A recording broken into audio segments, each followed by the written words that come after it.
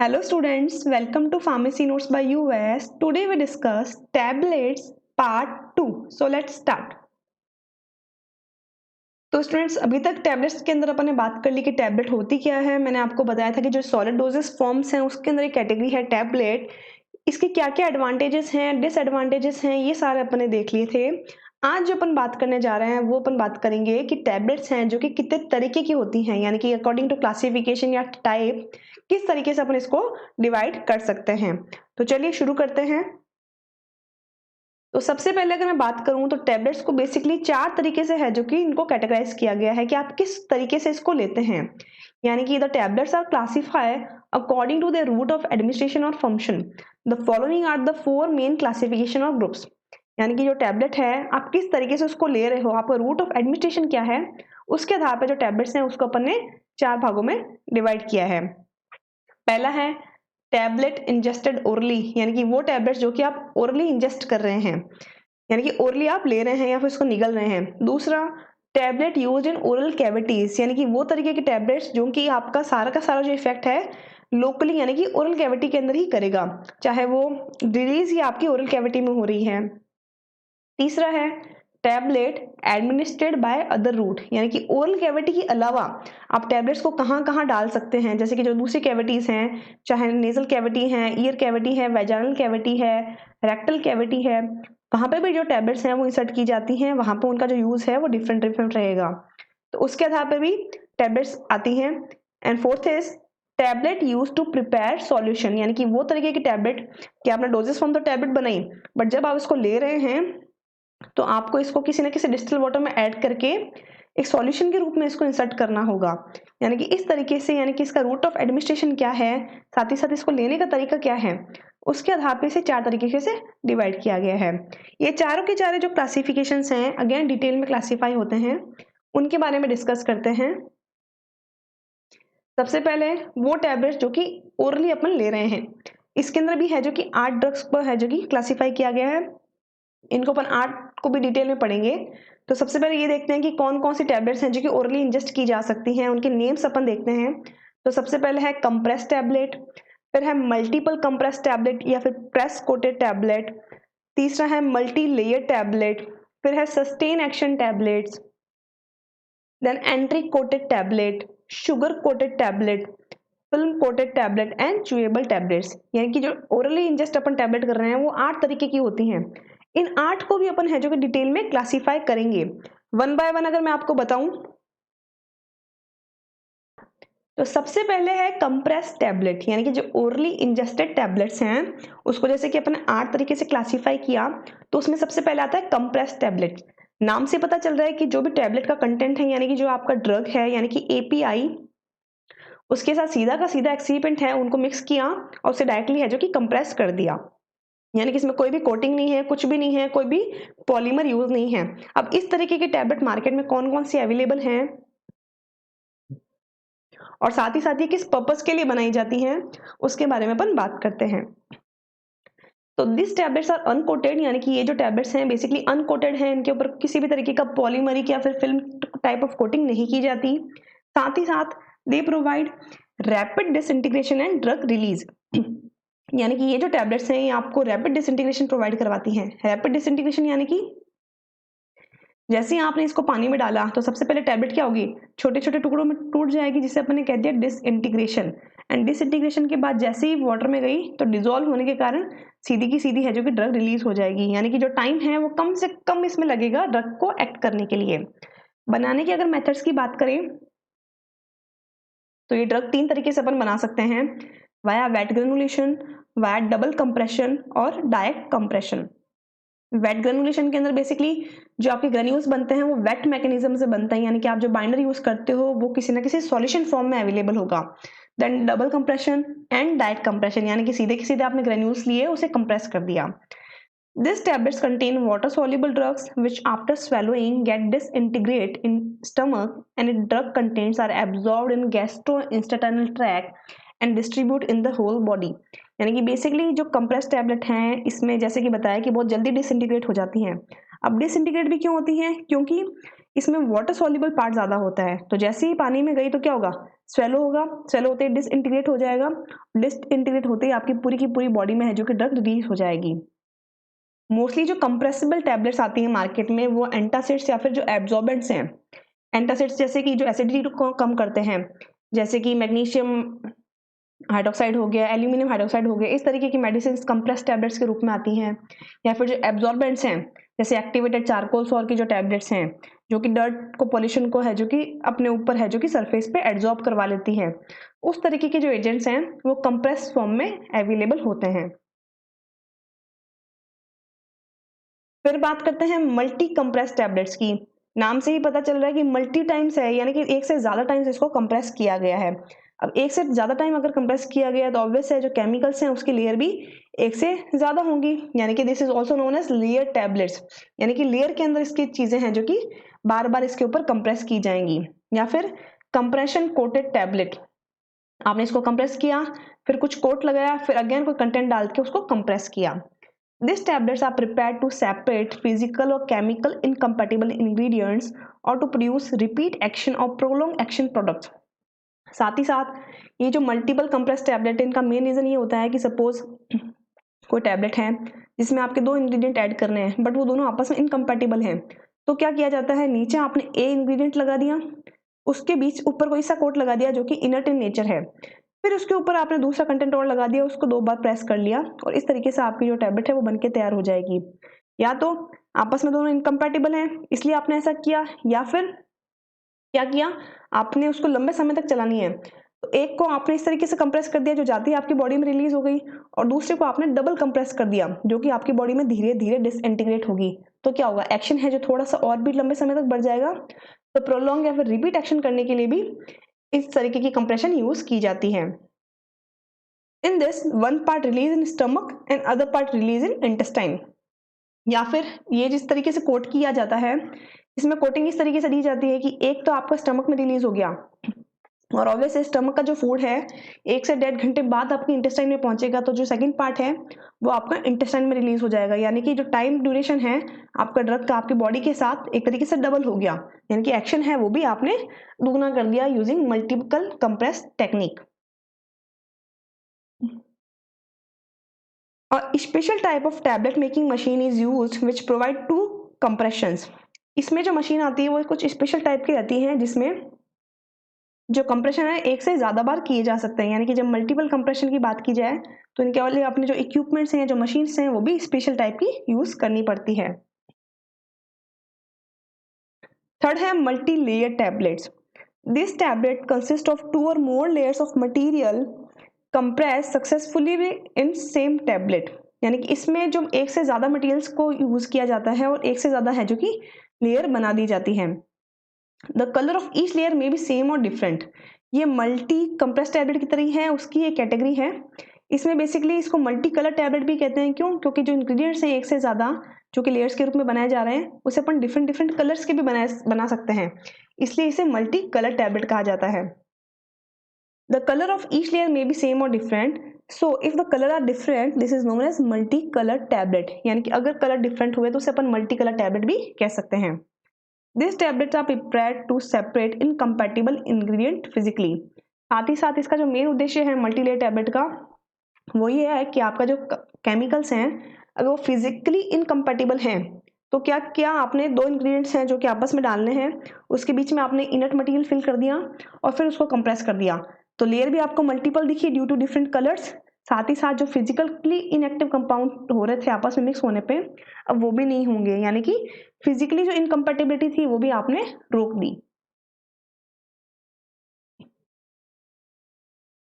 फिर बात करते हैं अपन सस्टेन एक्शन टैबलेट्स की। नाम से ही पता चल रहा है सस्टेन यानी कि लंबा। They require to maintain the maximum effective concentration of the drug in the body throughout the period of treatment। यानी कि जो सस्टेन टैबलेट्स हैं बेसिकली जो भी आपके ड्रग का एक्शन है एक पर्टिकुलर पीरियड के लिए आपकी बॉडी में मेंटेन करने की कोशिश करते हैं, यानी कि सपोज कोई मेडिसिन है वो 4 दिन लगातार लेनी है या 4 दिन तक उसको लिया जाता है, तो उसको 4 दिन लगातार लेने की जगह अगर ये पॉसिबल हो जाए कि उस मेडिसिन को एक बार लिया बट वो असर 4 दिन कर रही है, तो कस्टमर के लिए बहुत ज़्यादा सूटेबिलिटी हो जाएगी, पेशेंट के लिए बहुत सूटेबिलिटी हो जाएगी। क्यों? क्योंकि उसको मेडिसिन केवल अब एक बार ही लेनी है। तो अगर कोई ऐसी मेडिसिन जो कि उसकी मैक्सिमम इफेक्टिव कंसंट्रेशन यानी कि बॉडी में वो जो पीक है जहाँ पे वो ड्रग एक्ट कर रही है उसको उस पर्टिकुलर पीरियड ऑफ ट्रीटमेंट तक है जो कि मेंटेन कर ले, उसे अपन कहेंगे सस्टेन रिलीज। वाइल जो कंट्रोल रिलीज है वो क्या करती है, उस चीज को कांस्टेंट करने की कोशिश करती है। तो सस्टेन एंड कंट्रोल में एक डिफरेंस रहता है कि सस्टेन है जो एक पर्टिकुलर पीरियड तक ही उसको अटेंड करेगी, वाइल जो कंट्रोल है वो उसको कांस्टेंट लेने की कोशिश करेगी, वो जीरो ऑर्डर पे है जो कि फॉलो होती है।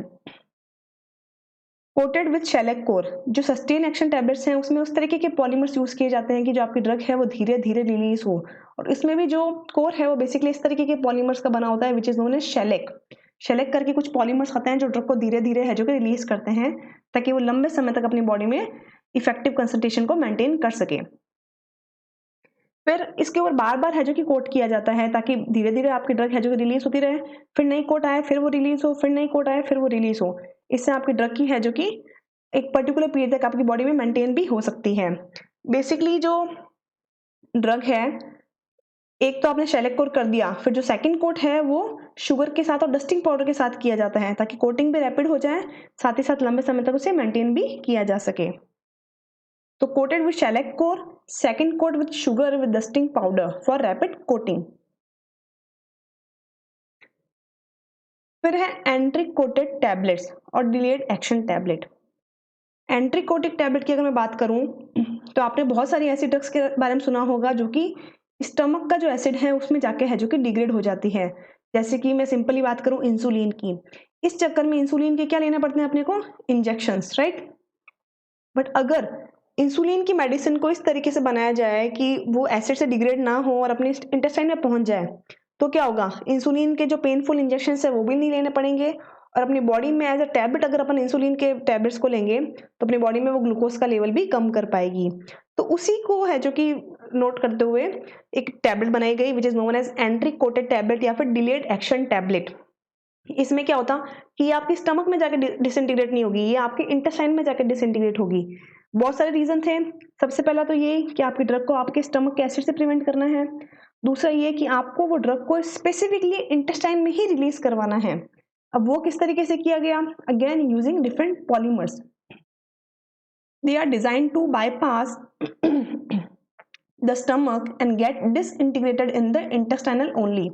यानी कि जो एंटी कोटेड टैबलेट्स हैं उन्हें इस तरीके से डिजाइन किया गया कि स्टमक को तो पास कर देती है बट जो इंटेस्टाइन है वहां पे जाकर डिसइंटीग्रेट होती है। These tablets are made to release the drug undiluted and in the highest concentration possible within the intestine. बनाने का मेन रीजन यही था कि अगर काम इंटेस्टाइन में हो रहा है तो आपकी ड्रग को मैक्सिमम कंसंट्रेशन के साथ ही इंटेस्टाइन में पहुंचा दिया जाए। उसके लिए बहुत सारे पॉलीमर्स आने लगे जो कि ये काम करते हैं। बेसिकली जो पॉलीमर्स हैं वो एसिड एस्टर्स होते हैं। जैसे एग्जांपल की बात करें, cap, cellulose acetate phthalate, HPMCP, hydroxy propyl methyl cellulose phthalate, PAP, polyvinyl acetate phthalate. इस तरीके के कुछ पॉलीमर्स थे जो कि आपकी ड्रग को स्टमक के एसिड से प्रिवेंट करने के साथ इंटेस्टाइन में ही रिलीज करते। जैसे कि मैंने आपको रीजन बताया, एक तो एसिड से प्रिवेंट करना है, साथ ही साथ उन ड्रग्स को अपने को सिर्फ और सिर्फ इंटेस्टाइन में ही कंसंट्रेशन के साथ इफेक्टिवली रिलीज करवाना है। जैसे कि टैबलेट कंटेनिंग एंथेल्मेटिक्स एंड अमीबोसाइड्स।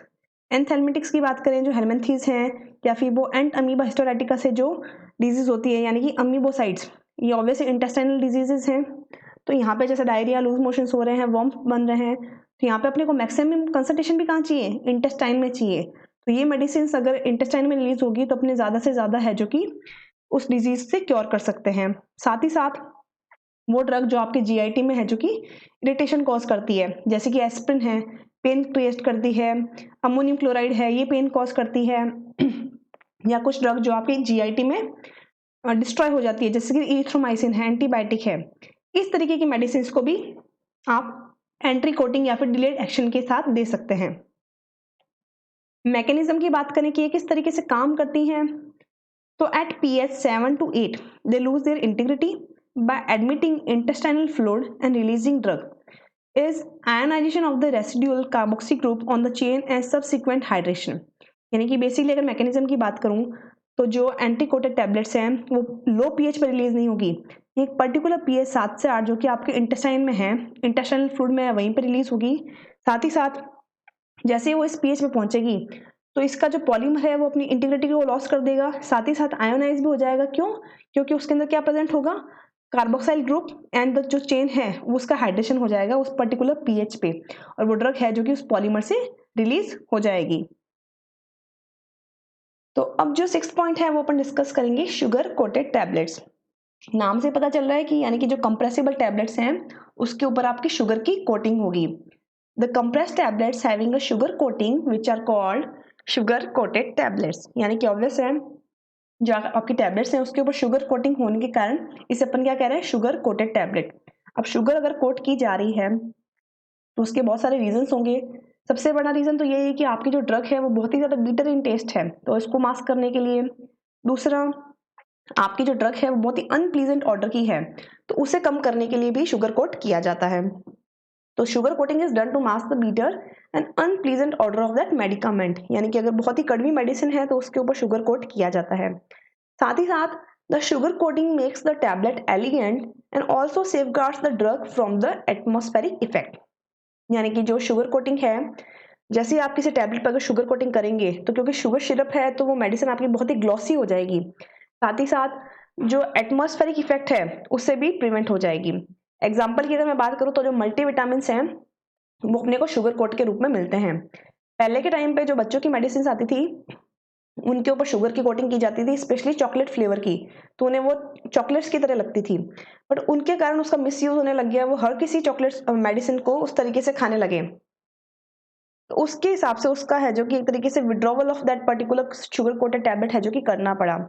साथ ही साथ आपने जो भी टैबलेट बनाई है उसमें अगर आप शुगर कोट कर देते हैं तो कम से कम 50% बल्क है जो कि उस सिस्टम का इंक्रीज हो जाता है, तो उसे भी है जो कि एक तरीके से ये इसका डिसएडवांटेज या फिर ड्रॉबैक था। उसको कम करने के लिए शुगर कोट टैबलेट्स को है जो कि दूसरी चीजों के साथ रिप्लेस किया गया। अगर आप कभी भी किसी को शुगर कोट करोगे तो ड्रग का तो आपका इतना सा ही पार्ट रहेगा, उसके अलावा सील कोटिंग, सब coating, smoothing, colouring, polishing, printing करते करते आपके टैबलेट का बल्क है जो कि इंक्रीज हो जाता है। तो इन सबको ओवरकम करने के लिए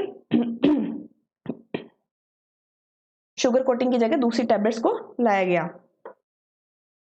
फिर बात करते हैं अपन फिल्म कोटेड टैबलेट, क्योंकि शुगर कोटिंग में बहुत सारे ये डिसएडवांटेजेस थे कि बच्चे हैं जो कि इसको गलत तरीके से ले रहे थे, साथ ही साथ बल्क बहुत इंक्रीज कर रहा था, साथ ही इसमें शुगर था, सुक्रोज था, तो जो डायबिटिक पेशेंट्स थे तो उनके अंदर डाइट और इनडाइट तरीके से ग्लूकोज लेवल इंक्रीज हो रहा था।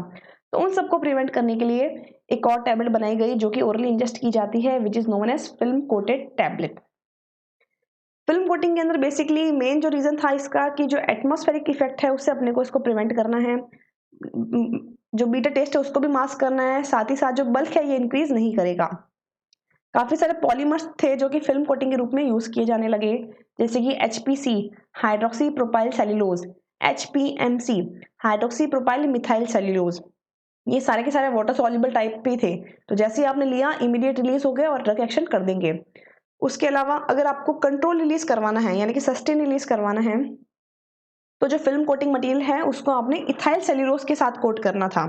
यानी कि एक तरीके से ड्रग है उसके ऊपर आपने कोटिंग अगर इथाइल सेल्यूलोज के लगा देंगे तो जो ड्रग है आपकी वो थोड़ी लंबे समय तक एक्ट करेगी, यानी कि कंट्रोल रिलीज मैनर में एक्ट होगी। मार्केट में कुछ कॉर्पोरेशन हैं जैसे कि FNC कॉर्पोरेशन हैं, वो इस तरीके के पॉलीमर का बनाया बनाया कोलोइडल डिस्पर्शन भी देते हैं। मार्केट में एक ब्रांड आता है विच इज एक्वाकोट जो कि FMC कॉर्पोरेशन देती है, जिसमें 30% इथाइल सेल्यूलोज का कोलोइडल डिस्पर्शन आता है जो कि कोटिंग के लिए यूज किया जाता है। इसके एडवांटेजेस की बात करें तो ऑब्वियस है शुगर की अवॉइडेंस हो रही है, मैकेनिकल स्ट्रेंथ इसकी अच्छी है, साथ ही साथ वेट है उसको भी अपन मेंटेन कर पा रहे हैं। मैकेनिज्म की बात करें तो कुछ नहीं है, टैबलेट है, टैबलेट के ऊपर ये पॉलीमर है जो कि स्प्रे हो जाता है, उससे सुखा के एक तरीके का ये कंटिन्यू फिल्म के रूप में इवनली स्प्रेड हो जाएगा। फिर लास्ट बात करते हैं अपन इंजेस्टेड टैबलेट्स में च्यूएबल टैबलेट्स। ये निगली नहीं जाती, it not intend to be swallowed but they are chewed in mouth and broken into smaller pieces. यानी कि जो चूएबल टैबलेट्स हैं इसे अपन निगल नहीं रहे, बट माउथ के अंदर ही अपन इसको चू कर रहे हैं, साथ ही साथ छोटे छोटे टुकड़ों में तोड़ते भी हैं। क्योंकि अपन इसे खुद छोटे छोटे टुकड़ों में तोड़ते हैं तो इसमें डिसइंटीग्रेटिंग एजेंट डालने की रिक्वायरमेंट नहीं है। क्यों? क्योंकि स्वेलिंग और डिसइंटीग्रेशन वाली मैकेनिज्म यहाँ पे नहीं हो रही, अपन विलिंगली उस चीज को, वॉलंटरी उस चीज को कर रहे हैं।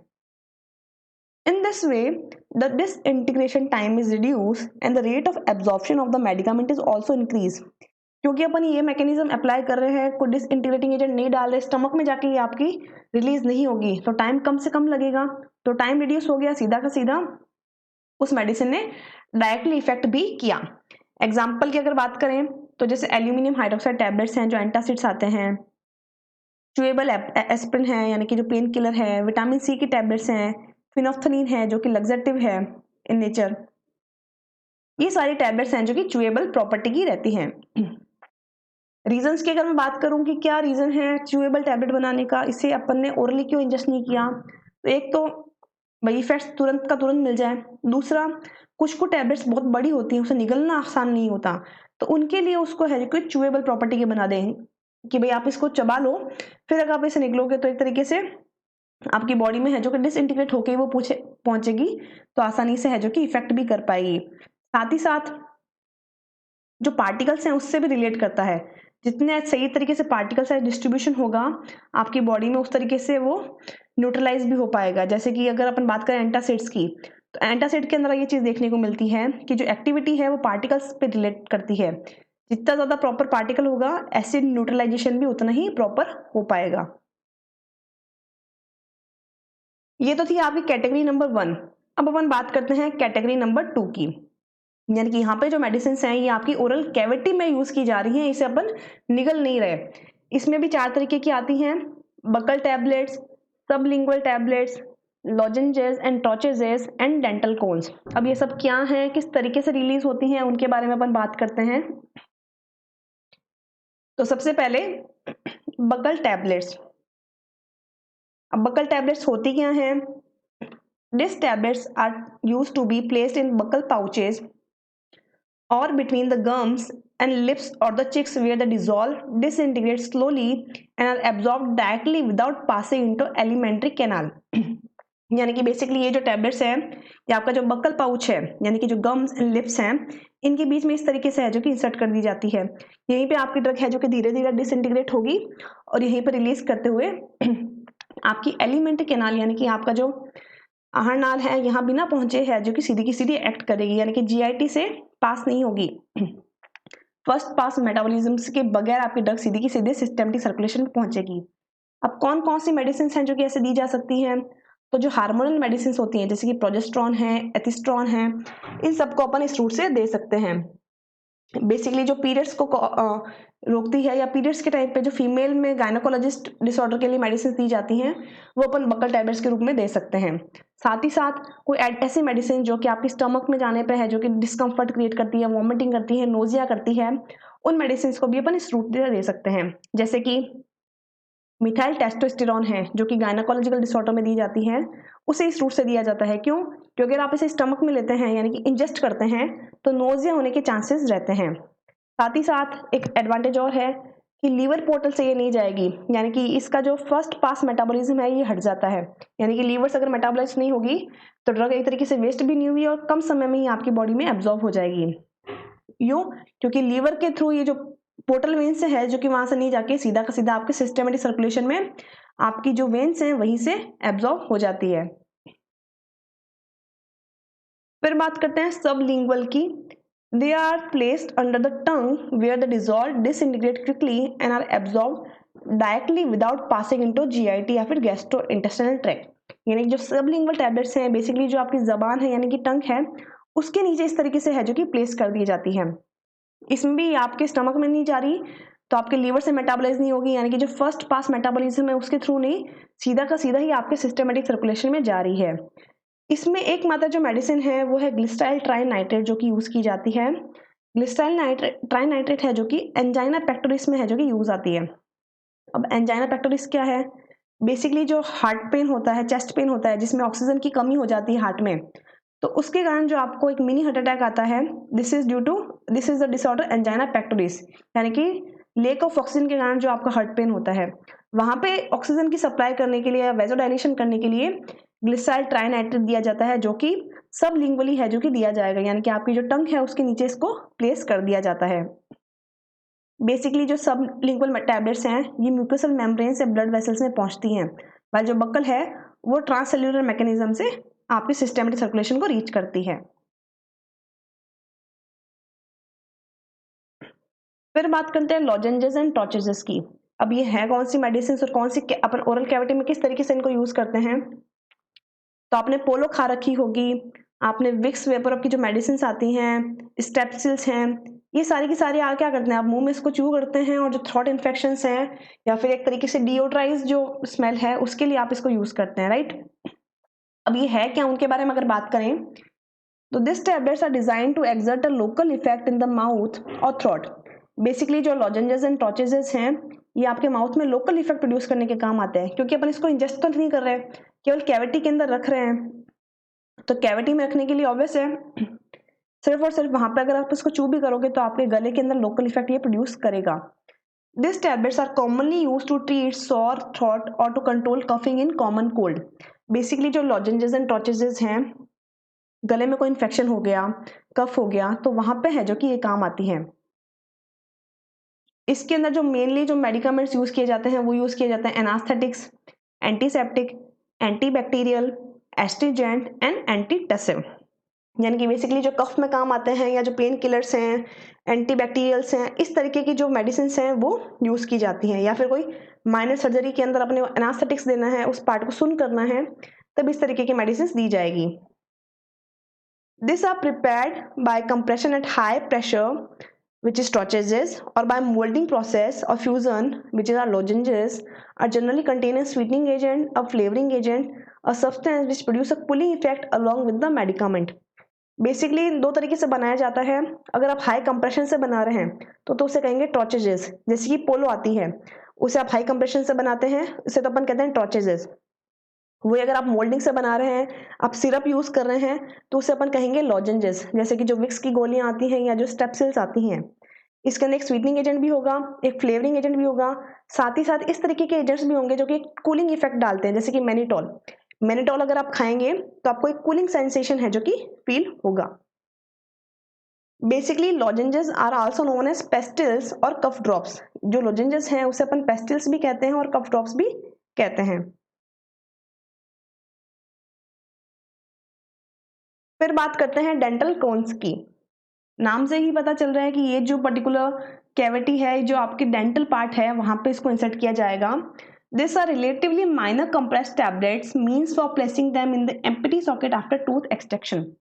यानी कि सपोज आपका जो टूथ है उसको बाहर निकाला गया है, कोई सर्जरी हुई है या दांत को है जो कि निकाला गया है, तो वहां पे जो होल रहेगा, इस होल में ब्लीडिंग होगी, ऑब्वियस है बैक्टीरियल ग्रोथ हो सकती है, तो वहां पे जो टैबलेट्स इंसर्ट की जाती हैं they are known as dental cones, यानी कि after the tooth extraction. They prevent the multiplication of bacteria in the socket following such extractions by using slow releasing antibacterial compounds, so reduce bleeding by containing the astringent और coagulant. Basically इनका जो काम है वो ये antibacterial की property के होते हैं, साथ ही साथ एस्ट्रीजेंट भी होते हैं। एंटीबैक्टीरियल होंगे तो क्या होगा, यहाँ पे जो माइक्रो ऑर्गेनिज्म है उसकी ग्रोथ को रोकेंगे, और एस्ट्रिंजेंट होने से क्या होगा, ये जो ब्लीडिंग हो रही है यहाँ पे दांत निकालने के कारण उसको भी ये रोकेंगे। Mostly sodium bicarbonate, amino acids या फिर सोडियम क्लोराइड है वो इनमें डाला जाता है, और ये जो कोन्स हैं 20 से 40 मिनट में आपकी बॉडी में रिलीज हो जाते हैं। फिर पॉइंट नंबर सी, अभी अपन ने बात कर ली इंजेस्टेड जो ओरली हो रहे थे वो, और साथ ही साथ जो कैविटीज में यूज किए जा रहे थे। अब तीसरी बात करते हैं अपन tablet administered by other route, यानी कि अदर रूट से कौन सी दे रहे हैं, यानी कि ओरल रूट से नहीं दिया जा रहा बट वो है टैबलेट ही। दो रूट हैं, एक तो इम्प्लांट्स यानी कि आपके शरीर में कहीं ना कहीं सर्जरी के थ्रू दिए जा रहे हैं, दूसरा वेजाइनल रूट यानी कि वेजाइनल कैविटी से टैबलेट को दिया जा रहा है। इम्प्लांट्स की बात करें तो implants are also known as depot tablets. Implants को अपन डिपोर्ट टैबलेट्स भी कहते हैं। They are inserted subcutaneously by Kern injection, hollow needle plunger, means of minor surgical operation and slowly absorbed. Basically जो इम्प्लांट्स हैं ये सर्जरी के through लगाए जाते हैं, एक माइनर सर्जरी होगी और जो आपका सबक्यूटेनियस स्किन है वहां पे है जो कि डाला जाएगा। एक इंजेक्शन आता है स्पेसिफिकली जिसे कहते हैं कर्न इंजेक्शन, उसके थ्रू है जो कि यहाँ पे एक माइनर कट लगा के इसको डाल दिया जाता है। They are made up of heavy compression but are normally made by fusion. इन्हें हैवीली कंप्रेशन से बनाया जाता है। ऑब्वियस है, अगर आप सर्जरी करके कोई टैबलेट इंसर्ट करवा रहे हो तो काफ़ी लंबे समय के लिए उस चीज़ को करवाने की इच्छा रखोगे, तो इसलिए इसको बहुत ही हाईली कंप्रेस किया जाता है ताकि ड्रग भी है जो कि धीरे धीरे रिलीज हो। साथ ही साथ स्किन के अंदर इंसर्ट की जा रही है वह सर्जरी, तो they must be स्ट्राइल। Time duration भी इसका लंबा रहता है, लाइक 1 महीने से 1 साल तक। बनाने में मोस्टली इसको एक लंबा बनाया जाता है ताकि इंसर्शन या फिर सर्जरी में आसानी से छोटे चीरे में ही उसको लगाया जा सके। They prepared by heavy compression, they are rod shape not more than 8 millimetre in length, यानी कि बेसिकली रॉड शेप होते हैं और 8 मिलीमीटर से लंबे नहीं रहते।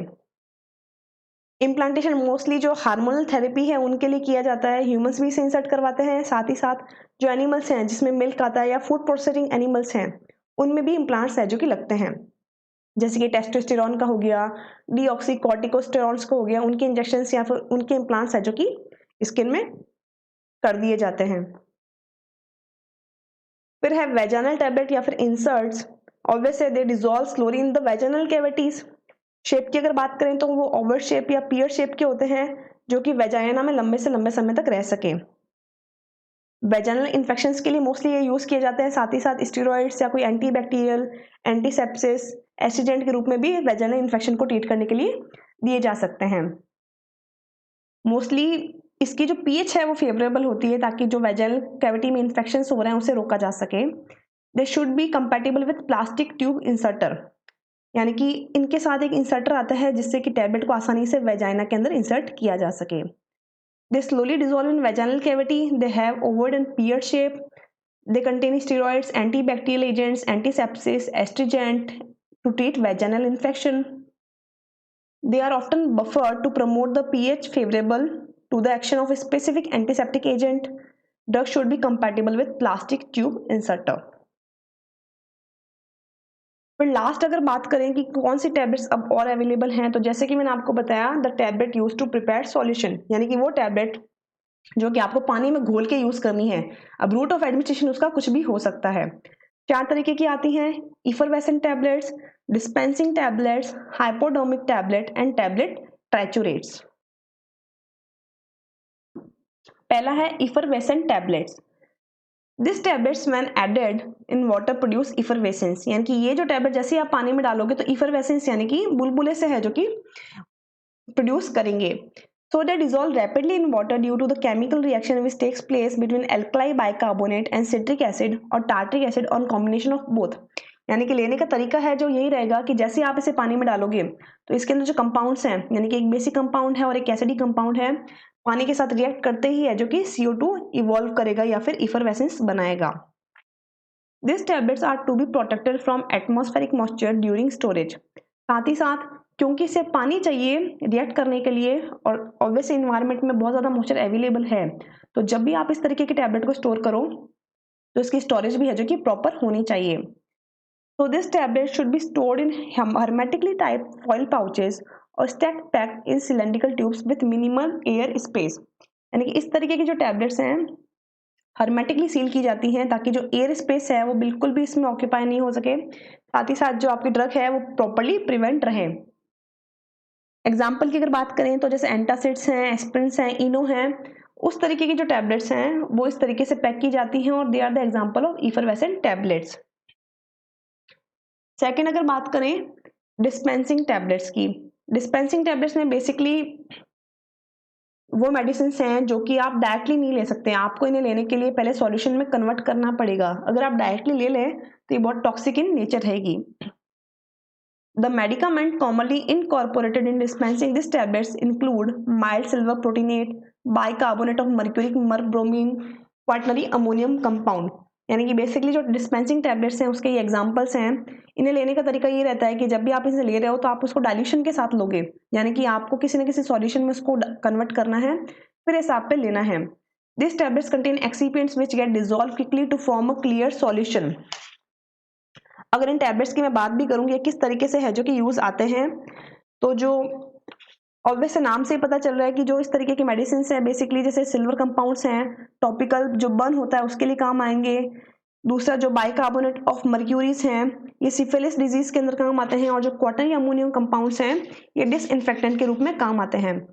This tablets contain excipients which get dissolve quickly to form a clear solution, यानी कि आपको ये जो इंग्रेडिएंट लेने हैं वो आपको क्लियर सॉल्यूशन बनाने के बाद यूज करने हैं। This tablets are highly toxic if taken orally by mistake, यानी कि बेसिकली ये मेडिसिन आप डायरेक्ट नहीं ले सकते, आपको इन्हें सॉल्यूशन के रूप में कन्वर्ट करके ही लेना है, वरना ये बहुत ज़्यादा टॉक्सिक रहती हैं।